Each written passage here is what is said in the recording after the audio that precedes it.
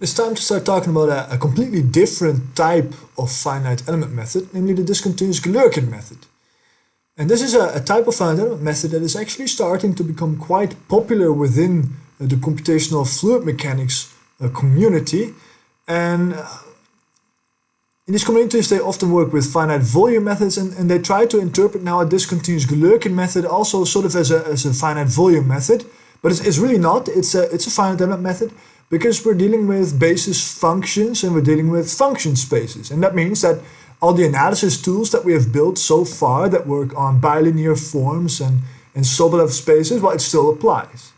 Yeah, so that gives us sort of the finite volume feel of the method while giving us the mathematical rigor of the finite element method. So what do we do with discontinuous Galerkin method? What makes them different from our classical finite element methods, which we would call continuous Galerkin methods? So the difference between a continuous Galerkin method and a discontinuous Galerkin method is the continuity constraint on our basis functions. So in 1D, typically what we would do for a continuous Galerkin method is we have these hat functions, right, for the linears. And as you can see, every basis function is a continuous function. Let me zoom into a single one. So we have this guy. This is a continuous function. If I can treat this as a function over the complete domain, there's not going to be any jumps or discontinuities in there. So a discontinuous Galerkin method does something else. It chooses functions that look like this, for example. So that might be one basis function in a discontinuous Galerkin method. And this is a discontinuous function. There's a discontinuity right here. Yeah, so if I can draw a couple of these basis functions together, and then maybe we'll draw something like this. I have one element domain where I have two basis functions, and then on the neighboring element I also have two basis functions. But these basis functions do not have to be coupled. Yeah, so the equivalence here in the CG, the continuous Galerkin case, would be that this would be one basis function, one hat function. But for a discontinuous Galerkin method, we keep that function unconstrained. Yeah, we don't force it to be equal on both sides of the element interface. We're allowing for a discontinuity.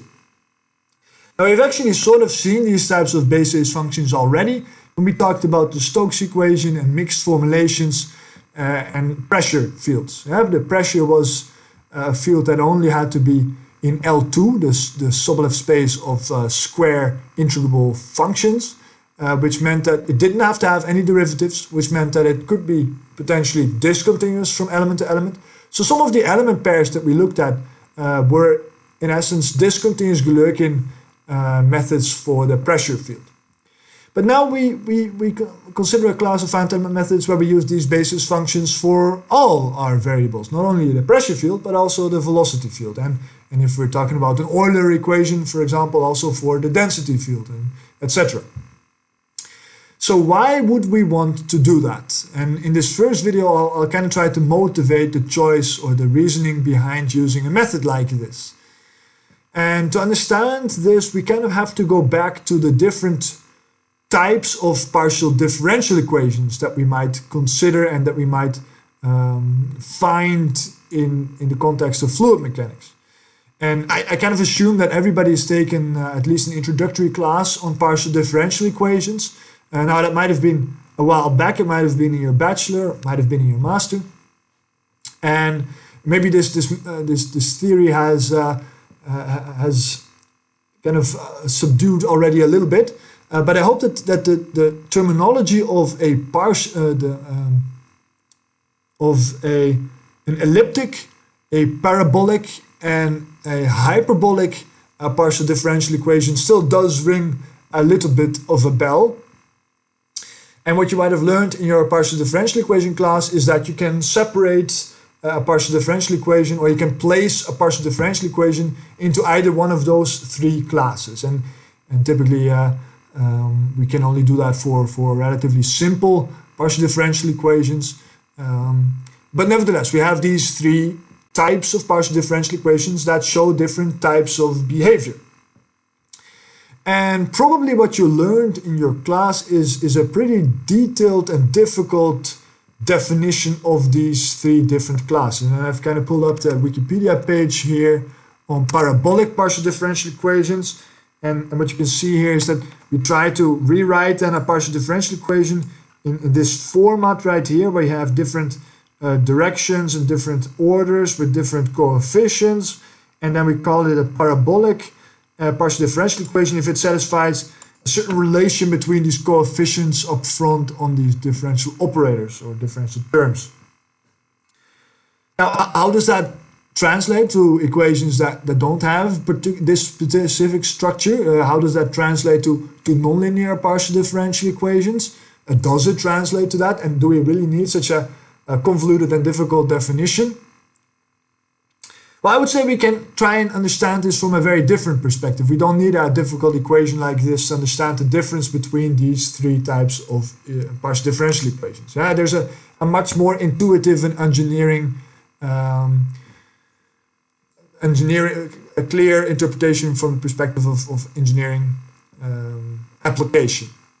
So what I'll do is I'll write these three different classes. I'll write the prototypical equation in each one of these classes, and I'll try to help you understand why this is either an elliptic, a parabolic, or an hyperbolic partial differential equation, and how you can interpret this in a much more intuitive sense than from the perspective of a difficult equation.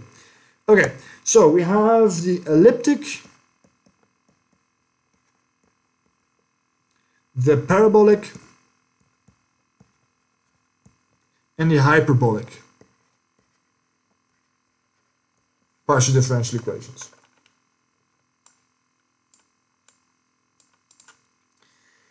And a classical example of elliptic partial differential equation is the Laplace equation.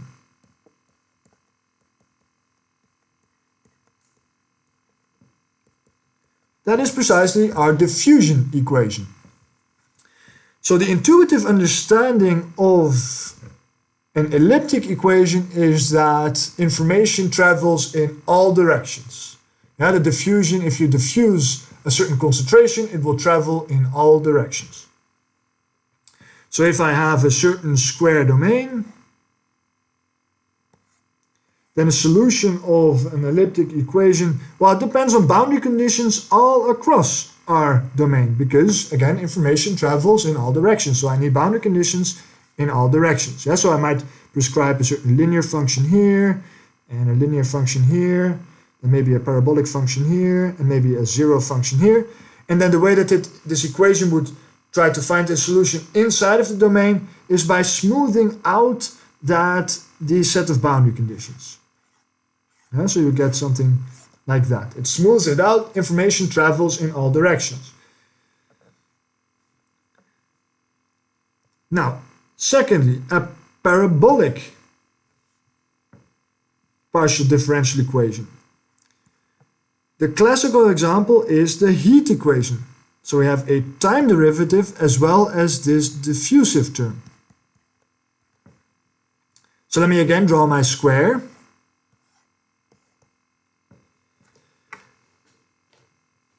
Well, we have a certain time derivative, and we know that information, well, it only really travels forward in time. That is a very obvious statement, but it might not be as obvious from the perspective of a partial differential equation. Nevertheless, we know information only travels forward, so we need a certain boundary condition here at the t is equal to 0 line. Or we might have, a function that looks like this. Well, then in our diffusion term, we still need, diffuse action acts in both directions, so we need boundary conditions on both these sides. Let's put them to 0, and then we can solve for our equation marching forward in time. We'll get something like this. So it smooths out. And lastly, we have a hyperbolic equation, and the classical example here is the wave equation.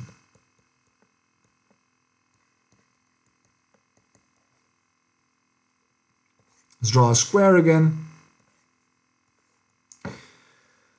Again, this depends on time. We know information only travels forward in time. And the way that hyperbolic equations act is that they also have a preferred direction of information in the spatial domain. In particular, for the wave equation with the signs that I've chosen here, information only travels to the right.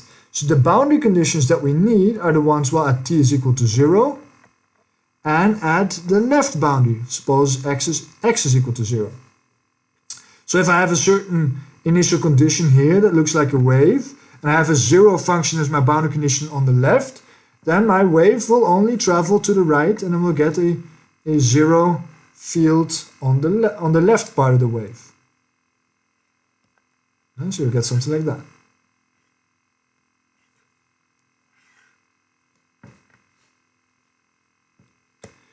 So again, the boundary conditions that we have in all these cases are, well, all across our domain, on the T0 and on the sides, and on the left and the bottom. And the way that I would like you to understand now the difference between the different types of partial differential equations is by the flow of information. And that is also implied by these choices of boundary conditions, or these necessities of boundary conditions. For an elliptic partial differential equation, information flows in all directions. So I have flow of information in x and in y. For a parabolic equation, we have information in both directions according to some of our coordinates, in this case the x coordinate, but we have flow of information only in certain directions for the other coordinates, the time coordinate in this case. So information only flows forward and can spread out along both directions of the space domain. Whereas for hyperbolic partial differential equations, we have preferred directions of information, we have forced directions of information in all our coordinate systems. Yeah? So information only flows forward in time, and in this particular choice of signs, it also only flows to the right in our domain.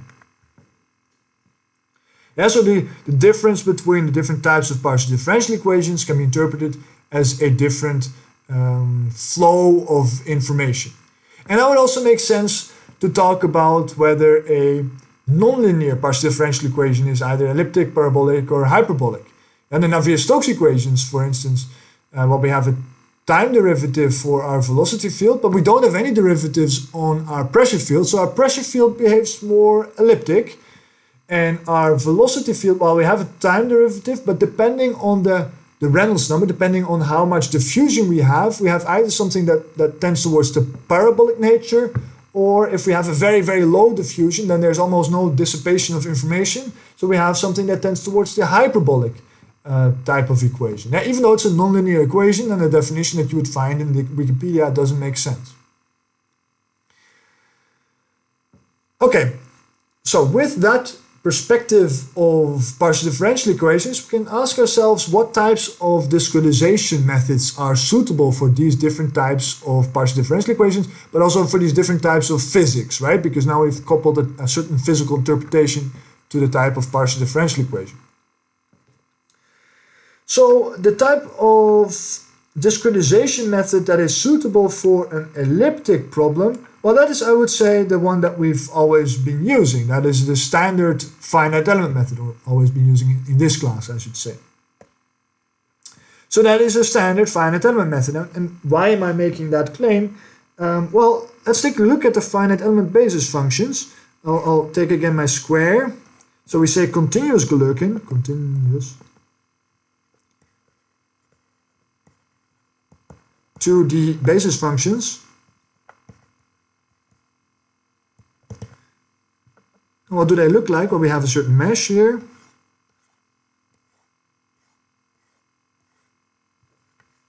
And I'll take one of my nodes in my mesh, suppose this one right here. And the basis function that we have right there is, well, if I set this guy to 1, well, then it's a basis function that looks like this, right? So it spreads in all directions. We have something that crosses all these element borders. So the support of any one of these basis functions is a spread of the different elements in all directions, right? So It's a spread over two elements. So the choice of continuous basis functions in a continuous Galerkin, a standard finite element method, well, these basis functions spread information in all directions. So it makes sense to use this for elliptic partial differential equations. And it is actually precisely for elliptic partial differential equations that the finite element method performs really, really well. And we can also understand this from different perspectives. Then we get claims like they're optimal in a certain energy norm or whatever. So there's different reasons for why it works, but the very intuitive reason is what we're discussing right here. So if we say that these basis functions are particularly useful for elliptic problems, then we might ask ourselves, well, what kind of basis functions might be particularly suitable for, well, parabolic types of equations first, and then extrapolating what for the hyperbolic PDEs. So if a continuous set of functions is good for the elliptic equations, let's then try and mesh our space-time domain for our parabolic equation. So we have time along that direction, we have space here. Well, we know again, in space we would like our basis functions to be continuous. So I'll have a mesh here, and I'll take one of these basis functions, and what I would like is in my space domain, I want these to spread information, right? So I get something like that for this node. But in my time domain, I don't want it to spread information back and forth. Well, I need it to have some spread because I want to march forward. But I don't want to have the future influence the past. Yeah, so what I might want is that each slab in my mesh is discontinuous. Yeah, so I can have the same mesh on each slab, the same set of elements, but I do not want my basis functions to have any continuity across these slabs. It just doesn't give me any additional information. Yeah, so I still have two basis functions here. Let me draw both of them. So you have this one is the first one. Let me also sketch that again. Well, let's go with white.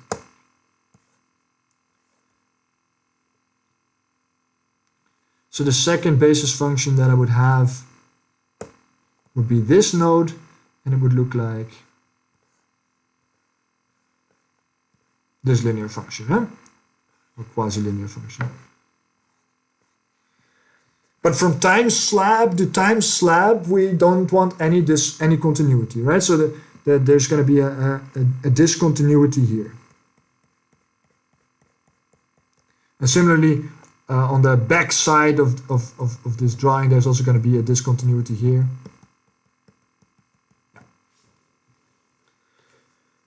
So is that just a nice story, or do we actually do this? Well, there's quite some substantial amount of research in space-time finite element methods, and that's precisely why they employ these kind of techniques. And then they call this a discontinuous Galerkin treatment of the time domain. Yeah, so that's precisely what we're heading towards here, discontinuous Galerkin methods. So if from an elliptic partial differential equation to a parabolic partial differential equation, we're choosing to use a certain level of discontinuities of our basis functions, well, then naturally moving towards a hyperbolic equation where information really only flows in one direction, both in space and in time, we would want to extremify that situation where our mesh might actually look like this.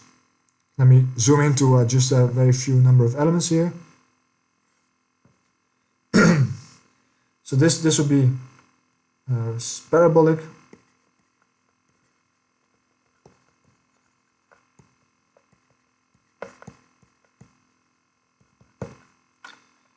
So this is going to be a time slab, and this is our space domain. So this is space-time finite elements.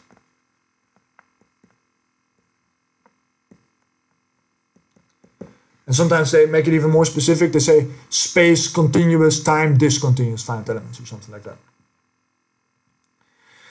Okay, so how about our hyperbolic problem?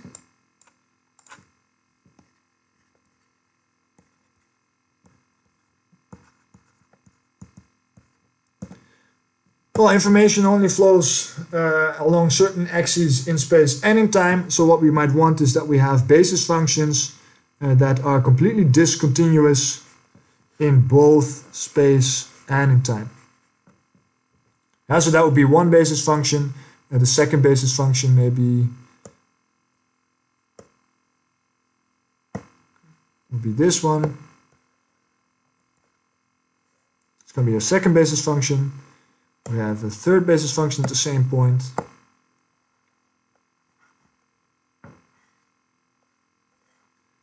Or at the same element, I should say. And we have a fourth one at the bottom here, at the back here. And all these basis functions, they do not cross over from one element to the other. And that's because, well, information only travels in one direction, so it doesn't make sense to propagate information backwards.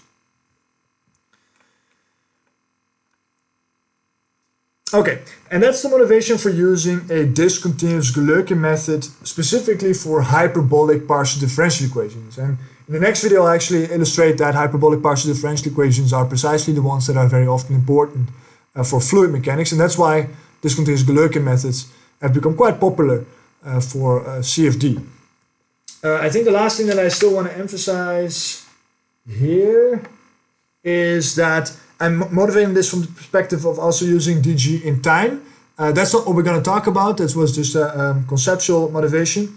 So suppose that, because we're quite familiar with using finite difference for time, we can use finite elements for time as well. There are certain advantages and disadvantages, but typically we use finite difference in time. Yeah, so let's stick with that. So you would also use a finite difference scheme to treat the information flow in this direction. And a finite difference scheme is doing precisely what we just talked about, right? We take at a certain time step certain properties and we march one step forward. And then we take the properties of that time step and we march one step forward. We're not trying to equilibrate everything from the past. That doesn't make sense. That's not the direction in which the physical information flows. So if we would use a finite difference strategy for handling the time derivative, then we would be left with just, in this case, just our space domain, right? The x-axis here. So you would get here the x-axis, and the basis functions would look like the one that I drew before. Yeah, so you would get, within one element, you would get these two basis functions. If you use linears, if you use quadratics, you might get another one.